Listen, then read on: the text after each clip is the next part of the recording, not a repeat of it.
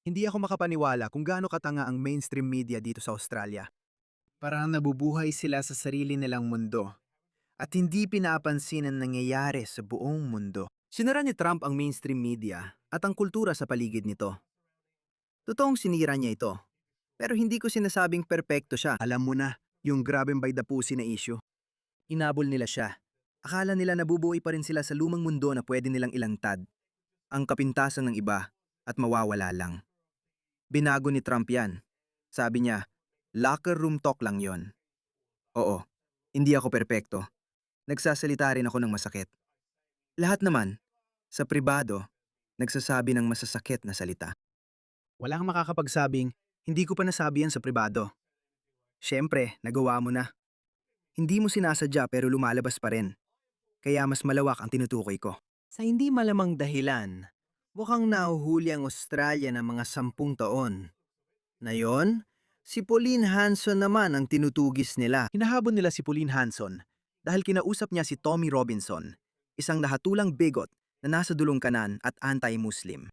Sige, nagtrabaho siya sa UK mga 10 taon nang nakalipas. Pero si Tommy Robinson ay naging isang uri ng cultural icon ngayon sa UK. Walang pakialam ang mga tao sa mga bahid sa personal na buhay niya. Wala silang pakialam dun. Alam mo kung bakit? Dahil mas pinahahalagahan namin ang mas malalaking issue kaysa sa tinatawag na insurance scam conviction na nakuha ni Tommy Robinson. 10 taon nang nakalipas. Sige, mas mahalaga para sa amin ang mga issue tulad ng grooming gangs, mass migration, at ang pagkawala ng ating kultural na pagkakakilanlan. Yan ang mas pinahahalagahan ng mga tao, kaya nababaliwala ang iba. May isang malinis na aktivista na walang kaso, pero siyang pangunahing taga-suporta ng mass migration.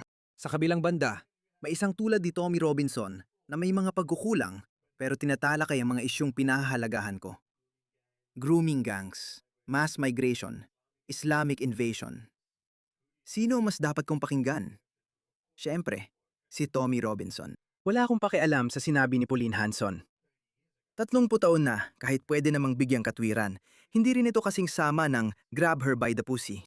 Pero kahit nasabi pa niya, grab her by the dicks. Feeling ko, di na iniintindi ng tao yon. Panurin mo ito. Isa pang Aussie icon, si Karel Stefanovic, ay nakausap si Tommy Robinson mga 1 buwan na ang nakalipas. At pinilit ng mainstream media ang Channel 9 na tanggalin siya at tinanggal nga siya. Malaya na siya ngayon. Ngayon, magiging hindi na siya makokontrol. Tandaan mo ang sinasabi ko, magiging pinakamalaking sakit ng ulo siya para sa lahat. Dahil ngayon, malaya na siya. Hindi na niya kailangang sundin ang patakarang editorial ng Channel 9. Hindi na siya mapipigig ngayon. Kaya siya ang tinarget nila. Kaya ang ginawa ni Pauline, sinabi ni Pauline, tinanggal niyo si Karl Stefanovic dahil lang sa pag-uusap kay Tommy Robinson. Hindi naman siya masama. Matagal ko nang ipinagtatanggol at sinusuportahan si Tommy Robinson. Wala pa nung una kong nalaman ang tungkol sa kanya noong 2009 o 2010. At alam kong sigurado na hindi siya rasista. Ilang beses ko na siyang nakasalamuha, hindi siya rasista. Katulad lang siya ng iba, ayaw lang niyang bumagsak ang bansa niya. Kaya panurin niyo to mga pare. Papatugtugin ko muna ang video na ito para alam niyo. Channel 7, isang mainstream channel sa Australia, sinundan nila si Pauline nang may pahintulot ni Pauline. Ikinover nila ang biyahe ni Pauline Hanson papuntang London o sa UK. Eto yon. Nung una kong napanood ang video na ito, sinabi ko talaga na parang mas marami pang kamera sa paligid, bukod sa camera crew ni Tommy Robinson. Kaya pala, Channel 7 pala yon. Tumigil ka na at umalis. Wala ka namang magagawa. Alam mo ba sinabi niya? Hindi pinakita ni Tommy Robinson ang parting yon, pero okay lang sa video niya. Yun yung lalaking may nakakatawang buhok na umatake kay Tommy Robinson at nagbanta. Babasagin ko yung bibig mo. Sabi niya, hindi mo ba naalala? Binugbog kita 10 taon nang nakalipas. Pero sagot ni Tommy, wala siyang maalala. Tingin ko ngayon, sinasagot na ni Tommy at sinasabi, Oy, wala kang magagawa bro. Ito rin mismo ang parehong pananalita. Ito ang lengguwaheng dapat mong gamitin sa pakikipag-usap sa kanila. Sige, ito lang ang lengguwaheng naintindihan nila. Tandaan mo, titindi pa ito dahil ang mga nagpapanggap na terorista ay wala namang bilang. Umaasta sila ngayon naubod ng garapal. Parang sobrang macho at matapang. Yung lalaking yon, pandak lang naman. Mas maliit siya kay Tommy Robinson, pero tinatakot niya itong bugbugin na hindi ipinakita ng Channel 7. Pero ipinakita nila si Tommy Robinson. Iyan ang tinatawag naming hit piece. Ipinakita nila ang reaksyon ni Tommy Robinson sa banta. Sabi ni Tommy, wala ka namang gagawin, ayos lang. Ganon din sasabihin ko. Sasabihin ko, mas malala pa riyan ang sasabihin ko. Panurin mo. Tama, na sana pasensya na, Pauline. Oo, alikat tanungin mo ako, bro. Alikat tanungin mo ako, bro. Pasensya na, Pauline. Sapat na ang nakita ko. Ito si Liam Bartlett. Isa rin siyang icon ng Australia. Pero nagsisimula na akong mawala ng respeto sa kanya. Hindi masyado. Sa tingin ko, ginagawa pa rin niya ang trabaho niya. Kasama siya sa lumang sistema. Ganito ang tradisyonal na media. Gaya ng sinabi ko, iniisip nila na kapag ayaw mo sa isang tao, maghukay ka ng baho mula sa nakaraan nila at siraan sila. Hindi naman kailangan magsinungaling. Kasi kapag naghukay sila ng baho mo, iyo talaga yon. Iniisip nila, bahala na ang publiko sa susunod. Hayaan mo maghukay ako ng baho sa nakaraan mo. At iyon na ang magpapabagsak sa'yo. Sa lumang mundo, gaya ng sinabi ko, bago pa si Donald Trump, palaging nangyayari yon. Pero hindi na ngayon. Habang mas marami kang nahuhukay na baho tungkol sa mga populistang lider na ito, lalo pa silang sumisikat. Ganyan na talaga sa bagong mundo. Dahil binigyan na tayo ng boses ng social media. Si Pauline Hanson, kahit anong ibato sa kanya, kayang gumawa ng 10 podcast para ipaliwanag ang sarili. Pero sasabihin pa rin ng iba, ano ngayon? Walang perpekto. Lahat tayo may kalokohang nagawa. Anong pakialam ko kung ano sinabi niya? Ipapakita ko rin ang video mamaya. Panurin mo ito. Sa mga bata, Isa siyang halal na opisyal. si, Sa tingin mo ba, ang kaugnayan niya sa iyo ay makakaapekto sa tagumpay niya sa eleksyon? para lang sa mga nakikinig sa fake stream media. Tama. Alam ng mga tagapakinig ni Pauline Hanson na di totoo ang media. Ginagawa mo rin ang ginagawa ni Trump? Ibig mong sabihin, media ang may kasalanan at nagpapakalat ng maling impormasyon. Hindi, sa totoo lang kasalanan talaga ng media. Ang dahilan kung bakit hindi mo magawa magkaroon ng ganitong debate at kung bakit walang pinayag ang magkaroon ng ganitong diskusyon ay dahil inaatake ng media ang sinumang nagtangkang gawin ito bilang far-right, rasista at ekstremista. Hindi ko tinutukoy ang mga katotohanan, kundi ang iyong pagkatao. Sige, tungkol sa aking pagkatao, hindi pa ako kailanman na-aresto o naimbestigahan kaugnay ng anumang may kinalaman sa lahi o pot sa buong buhay ko. Pero yung taas na yun. Uy, talumpit say. Tommy, napatunayang nagkasala ka sa 2 kasong marahas na pananakit. Kailan yun? 2 hatol na guilty. Oo. Isa-isang pulis na wala sa tungkulin. Oo, nung ako ay 20 taong gulang. Ihonok mga yun. Ako ay 40 taong gulang. Nagsinungaling ka lang sa akin. Anong ilawit? Sabi mo lang na walang hatol kaugnay ng hit. Galit o pagiging resistant. Well, Hindi mo ba matatawag na puno ng pot ang pagsipa sa ulo ng off-duty na pulis? Hindi mo ba iniisip na may pot yun? nabasa mo ba ang transcript ng kaso? Siya ang umatake sa akin. Pwede ba excuse me? Totoo ito. Kung babasahin mo, siya ang umatake. Natalo siya. Oo, sinipa ko siya. Kaya lumampas ako sa self-defense. Tinanggap ng hukom na self-defense ang lahat ng ginawa ko, maliban sa pagsipa ko sa kanya. Kaya kung aatakihin mo ako ngayon, baka bugbugin din kita. Hindi ko problema yon. Sige, hindi ko kasalanan, di ba? Oo, nahatulan ako nung 20 taong gulang ako. Ayos ka ba? Gusto mo bang talakayin ng ibang hatol? Pwede de kung gusto mo, pero ayoko. Hindi passport fraud, kundi mortgage fraud. Stalking. Stalking sa isang babae. Hindi kami bulad. Sumama kami sa'yo at naidokumento ang passport fraud. Palagay ko illegal siyang pumunta sa Amerika para patunayan na kahit sino makakapasok. Mortgage fraud. Nagrekomenda siya ng broker sa isa sa mga kaibigan niya para kumuha ng loan. Yung broker na yon ay kaduda-duda. Di ko sure kung alam ni Tommy na kahina-hinala siya. Hindi ko alam tungkol dyan. Pero kahit alam niya, ayos lang. Hindi ko sinasabing anghel si Tommy Robinson. Hindi ko alam. Wala akong pakialam dito. Ang mahalaga sa akin ay kung anong sinasabi niya. Kung totoo ba yon o hindi. Parang huwag sisihin ang nagdadala ng balita, tama? Huwag sisihin ang tagapagdala ng balita. May nirape ba siya? May pinatay ba siya? Pinag-uusapan lang niya ang mga issue. Gaya ni Pauline Hanson. Papakita ko sa'yo. Panurin mo itong video habang hinahanap ko. Panurin natin ang natitirang bahagi ng video at pagkatapos ipapakita ko sa'yo kung anong nangyayari sa Australia. 20 ako noon. Ikaw, gusto ka? Gusto mo? Gusto mo pang pag-usapan ng ibang hatol? Pwede naman kung gusto mo kasi pinag-uusapan natin ang passport fraud. Mortgage fraud at stalking sa isang babae. Isang mamamahayag yon. Hindi kami bulag. Sumama kami at naidokumento ang sinasabi at ginagawa mo. Itong ideya ng fake stream media, hindi ko alam saan mo nakuha, pero hindi yan nangyayari dito. Gets ko, peking stream ito. Tinatanong kita, ito ang tinatawag na fake stream media. Huwag kong alalahanin ang label na yan. Sagutin mo lang ang tanong. Sana hindi ako napunta sa 10 piitan at hindi nangyari yon. Sa kasamaang palad, lahat ay tahimik sa panggagahasa sa ating bansa. Ako lang ang hindi. Hindi ako perpekto at hindi ko sinasabing perpekto ako. Hindi ko sinasabing banal ako. Galing lang talaga ako sa ganitong lugar. Magaspang dito at ganun din ang pagpapalaki sa akin. Kung hindi dahil dito, baka natakot ako magsalita. Pwede mong sigawan at tawagan ng kahit ano ang tao at gamitin ng media para paliitin ang issue. Pero papaning ang publiko sa amin ni Napoleon dahil nakikita nila ang totoo sa likod ng kalokohan. Wala silang pakialam. Nakikita nila mismo. Oo. Dapat ba na ang alin ng bayan sa Australia ay maging katulad ng Pakistan? Hindi. Simpleng tanong lang. Iyon na ang lahat para sa amin. Iyon ang lahat para sa aming dalawa. Ngayon, ipapakita ko sa iyo kung anong nangyayari sa Australia. Sige. Mas pagkakatiwalaan ko pa si Tommy Robinson ng aking buhay kaysa sa babaeng ito. Iyan na ang pinakamababang pwede mong gawin, talagang nakakahiya at nakakadiri yon. Ang nakakahiya ay nandito ka sa Australia. Iyon ang nakakahiya.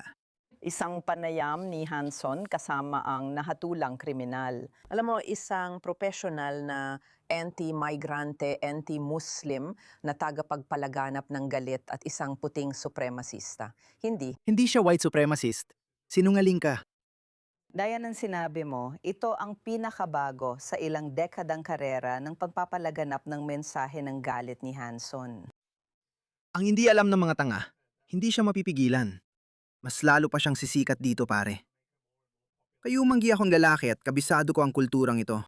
Ang kulturang pinagmulan ni Mary Faruqi at ang relihiyon at ideolohiyang ipinagtatanggol niya. Huwag kayong magtiwala sa kanya. Hindi siya tapat sa Australia o sa mga pagpapahalaga ng mga Australiano. Kinamumuhian nila ang kanluran. Kinamumuhian nila ang lahat tungkol sa sibilisasyong kanluranin. Kinamumuhian nila ang ating demokrasya. Kinamumuhian nila ang malayang pananalita. Ginagamit lang nila ito para sa sariling agenda. Hindi sila tapat sa Australia at hindi magiging tapat kailanman. Tingnan mo, deputy leader pa siya ng ating Tories, ng Liberal Party. At pabagsak na sila. Sila ay sinasabotahe ang sarili nila, katulad ng mga Tories sa UK. At napalitan na sila ng One Nation Party. Ang One Nation ang naging mukha ng konserbatibong politika sa Australia. Ayon sa ilang mga survey, sila ang pinaka-popular na partido politikal. At ayon sa ibang mga survey, tabla sila sa namumunong Labour Party. Tingnan mo, pakinggan mo ito. Mga komento ni Pauline Hanson tungkol sa White Australia Policy. Malaking pagkondena mula sa punong ministro at Home Affairs Minister kahapon. Kinukondena mo rin ba ang sinabi ni Pauline Hanson? Sinabi ni Pauline Hanson na nagsimula ang pagbagsak ng Australia nang alisin ng Australia ang White Australia Policy nito. Ang ibig sabihin ni Pauline Hanson, noong inalis ng Australia ang White Australia Policy nito, hindi na naging magkakaisang lipunan. At napansin natin yon. Sa unang tingin, parang racist na argumento ito. Maaring ganun na. Pero totoo rin ang mga lipunang magkakapareho ng lahi ay mas may tendensyang magkaisa. Tingnan mo ang Japan, halimbawa. Nakaugat ito sa kultura dahil karamihan ng Anglo-Saxon sa Britain. Halos 79% ay magkakapareho ng pinapahalagahan. Pero kapag nagdala ka ng mga tao mula sa mga karatig bansa tulad ng Alemanya o Pransya, magkakaroon ka ng ilang pagkakaiba dahil magkakaiba sila ng wika. Magkakaiba rin sila ng kasaysayan. Maaring hindi kasing tibay ng pagkakaisa sa lipunan, pero mas magkakaroon pa rin ng pagkakaisa kaysa kung magdadala ng mga tao mula sa gitnang silangan. Ngayon, hindi lang sila may ibang wika. Kahit na magkaiba rin talaga ang itsura nila, hindi na rin sila maputi. Ito ang dahilan kung bakit sinasabi kong lahi ang pangunahing palatandaan ng pinapahalagahan ng isang kultura. Kung makakita ka ng isang tao mula sa gitnang silangan, sa simpleng pagtingin mo lang sa kanya, malalaman mo na agad kung anong uri ng mga pagpapahalagang kultural ang sinusunod niya, maliban na lang kung siya ay kakaiba tulad ko halimbawa. Parang, sige, mas malapit siya sa kanluraning kultura kaysa sa kulturang gitnang silangan dahil sa sinadyang desisyon niya. Sige, kaya kapag nagdala ka ng isang tao mula sa gitnang silangan papunta sa UK, mas magiging hindi magkakaugnay ang kanilang lipunan kumpara sa mga Pranses at Aleman sa UK. Kahit na ang mga Pranses at Aleman ay medyo mas hindi rin magkakaugnay na grupo kumpara sa mga katutubong Anglo-Saxon na nakatira sa UK. Kaya, yan ang sinusubukang sabihin ni Pauline Hanson, na nagsimulang bumaba ang pagkakaisa ng lipunan sa Australia nang alisin ng Australia ang White Australia policy nito. Na yon, malino na hindi ka na makakabalik dahil sobrang dami na eksepsyon. Hindi naman niya ako paalisin. Hindi niya paalisin si Roshan, kanang kamay ni Avi Yemini. Naintindihan niya ito, pero ginagamit nila yon laban sa kanya. Sinasabi nila, gusto niyang ibalik ang White Australia policy. Hindi yon ang gusto niyang ibalik. Gumagawa siya ng isang akademikong objetibong punto na ang mga lipunan na lahi at kultura, kapag sinabi nating lahi, kasama na rin ang kultura, na magkakatulad, mas nagiging magkakaisa ang lipunan. Katotohanan yan. Yan ay isang kinatanggap na sosyologikal na katotohanan. Oo, naniniwala ako. Sa palagay ko, hindi kailangan yon dahil nakakahate at nadudulot ng galit, hindi bagay sa pagiging Australiano. Sa tingin mo, paano tatanggapin ng mga tao sa Australia ang mga komentong yon? Sa palagay ko, gaya lang ng pagkakasabi ko. Hindi. Ito ba ang dahilan kung bakit si Pauline, kahit sinasabi niya ang lahat ng karumaldumal na bagay na yon, ay lalo pang sumisikat?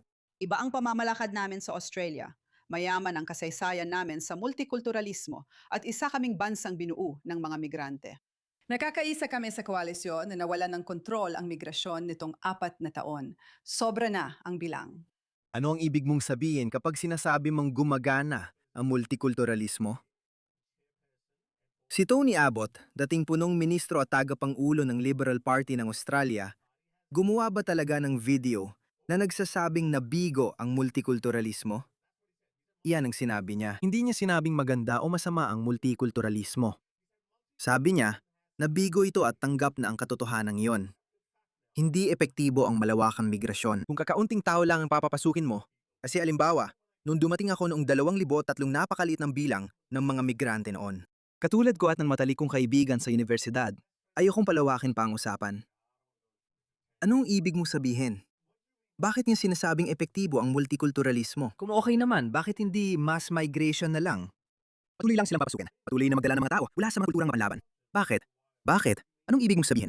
Kung gumagana, gumagana. Kung hindi, hindi. Masyadong mababa ang pamantayan, dapat nang baguhin. Kung gusto nating magkaroon ng masagana at maunlad na lipunan na lagi nating hinahangad, na lagi nating tinatamasa dito sa Australia, kailangan nating tiyakin na ang ating programa sa migrasyon ay nakakatulong sa ating bansa, nagpapalago ng produktibidad at hindi nagpapababa nito. Mas inuuna mo ang produktibidad kaysa sa kultura ng tao. Kaya kukuha ka ba ng doktor mula sa India o Japan o Italia o Afghanistan? Ibig mo sabihin may hierarkiya ang mga kultura, tama? Bakit? Kung epektibo ang multikulturalismo, linawin mo ito. Mga pare, itong dahilan kaya pumalpak ang Tory sa UK at Liberal Party o ang coalition sa Australia. Paiba-ibang sinasabi nila. Sabi ni Tony Abbott, pumalpak ang multikulturalismo. Kinukondena ni Angus Taylor si One Nation dahil sa paggamit niya ng salitang monoculture. Hindi ito makatuwiran. Magkakasalungat ang mga pahayag na ito. Magpanindigan ka naman. Kahit pabor o hindi ka sa multikulturalismo, hindi uubra ang pagbalimbing. Hindi kasama ang pagbabalik ng White Australia policy. Ano ang opinion mo sa pagpo-podcast ni Pauline Hanson kasama si Tommy Robinson? Well, tingnan mo, hindi ako magsasalita sa gala ni Pauline Hanson. Ang mga desisyon niya kung sino ang gusto niyang kausapin, kung gusto niyang pumunta sa ibang bansa, tumuloy sa kahit anong hotel, at dumalo sa kahit anong fashion parade ay personal niyang usapin. Ang masasabi ko lang, si Angus Taylor at ako ay umiikot sa bansa at kinakausap ang maliliit na negosyo tungkol sa mahalagang bagay sa kanila. Wala ni isa sa kanila ang nagsabing problema ang White Australia policy at wala ring negosyong nagsabing magandang ideya ang pagbabawal ng burka. Ang sinasabi nila ay gusto nilang bumaba ang presyo ng kuryente, gusto nilang makontrol ang inflasyon, gusto nilang bumaba ang mga buwis. Gusto nilang maibalik ang pagiging produktibo at mga oportunidad sa ating ekonomiya. Hindi sila interesado sa mga bagay na pinag-uusapan ni Pauline Hanson. Ang gusto nilang makita ay ang pagkakataon para sa kanila, sa kanilang mga pamilya at sa kanilang mga negosyo na umasenso. Iyan ang pinagtuunan ng pansin namin ni Angus Taylor, hindi ang mga bagay na gustong pag-usapan ni Pauline. Kung ganon, bakit sinasabi ni Tony Abbott na nabigo ang multiculturalism? At kung hindi sila interesado, kung hindi interesado ang mga tao sa pagbabawal ng burka o iba pang barbarikong kaugalian, Bakit ganon? Bakit tumataas si Pauline Hanson sa survey? Panoorin niyo ito mga kaibigan. Bumaba ang pangunahing buto ng labor at pumantay ito sa One Nation ayon sa pinakabagong news poll na ginawa kahapon, Hulyo 20.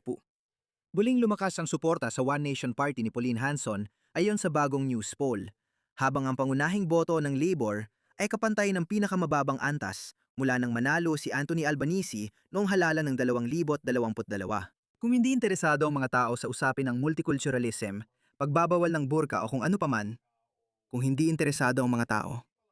Kung hindi interesado ang mga tao dyan, kung ganon. Bakit ang mukha ng anti-immigration ang naging pinakasikat na politiko sa Australia? Hindi ko alam kung anong problema ng mga taong ito. Kahit sumang-ayon ka man o hindi sa politika ni Pauline Hanson, maaari kang sumang-ayon na. Ang paksang ito ng multikulturalismo ay ginagawang bansang hindi matatag sa politika ang Australia, na nangangahulugan ayon sa kahulugan na nabigo ang multikulturalismo.